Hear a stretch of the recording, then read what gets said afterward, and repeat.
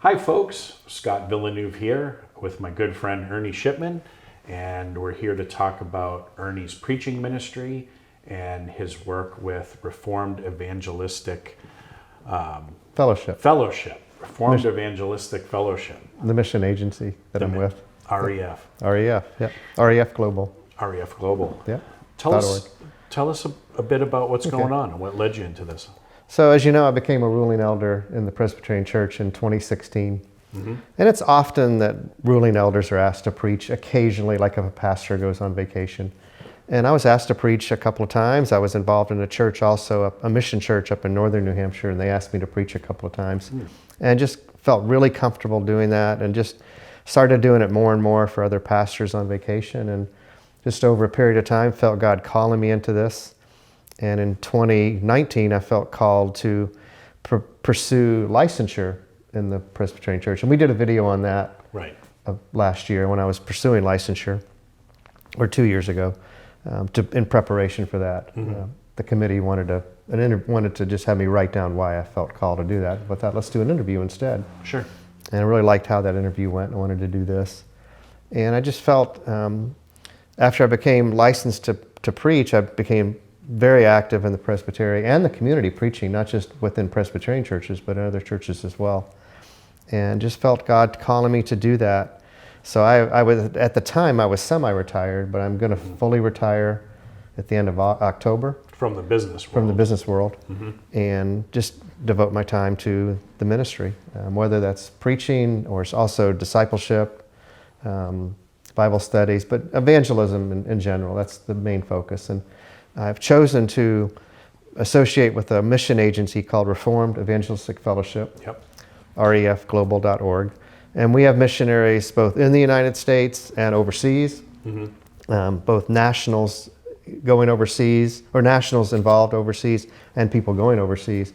But mainly it's just an agency that's devoted to evangelism. Mm-hmm. And there are a lot of guys like me, a lot of men like me that are retired, semi-retired, in their later years, doing mission work, evangelism, preaching, but also a lot of younger people as well, going overseas, or nationals working within their own country overseas.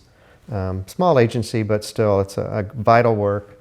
Yeah. And I'm really excited to be partnering with them. Good. And to be devoting myself to them. I think, hopefully, God willing, you have many, many more years to come. Well, that's my goal. I'm 62 as of this video in October of 2021. I'm thinking, I'm retired. What am I going to do? I mean, I've got a great family. I've got a grandchild, probably more on the way, I hope, and love a lot of hobbies and interests. Woodworking, hunting. Do I want to do that the rest of my life? I mean, those are fun things to do, and they're great pursuits. But there's a lot more to life. And no, I mean, the service. I mean, Paul set the example. Absolutely.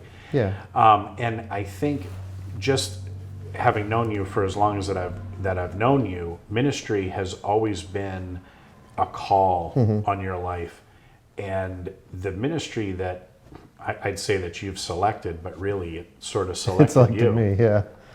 Is so vital because our pastors, our preachers, I mean, they're human beings. Mm-hmm. They get tired.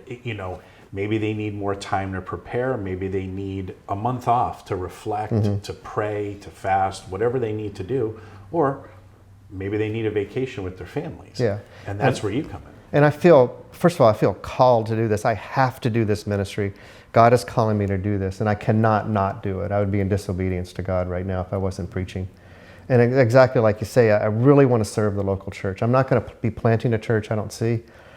Probably not going to pursue full ordination. I might not. If God calls me to do that, I'll be obedient to that. But I really want to serve the local church, not just the Presbyterian Church of America, the PCA that I'm a part of.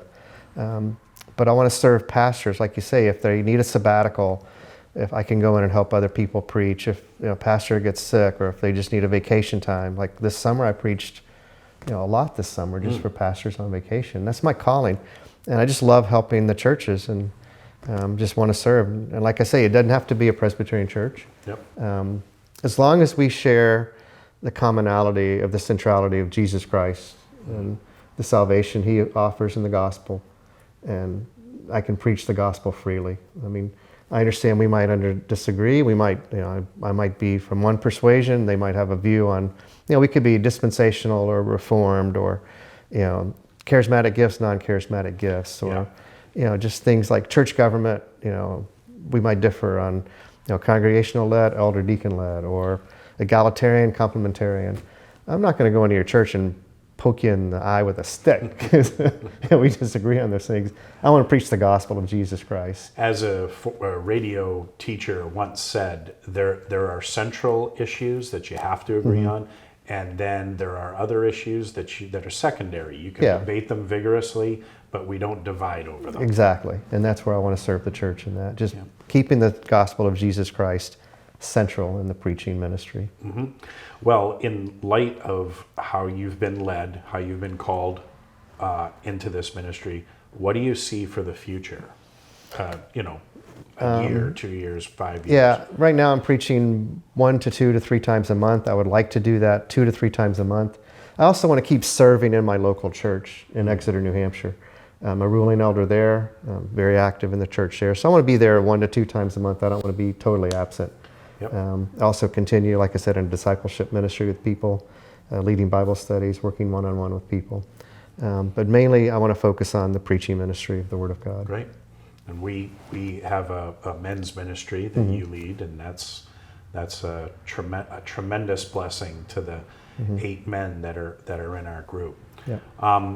Talk a little bit about the support that you need, how you're going to sustain yourself during this ministry, and how people can help. As being a missionary, we are self-supporting, as all missionaries are. The biggest thing anybody can do for any missionary anywhere is prayer. And I've talked to missionaries all over the world, whether they're foreign nationals working in their own country or people from America going overseas, and the biggest thing they need is prayer support. And it doesn't matter where they are, where they're serving, how they're serving. They're always, when I say, how can I help you, the first thing they say is prayer.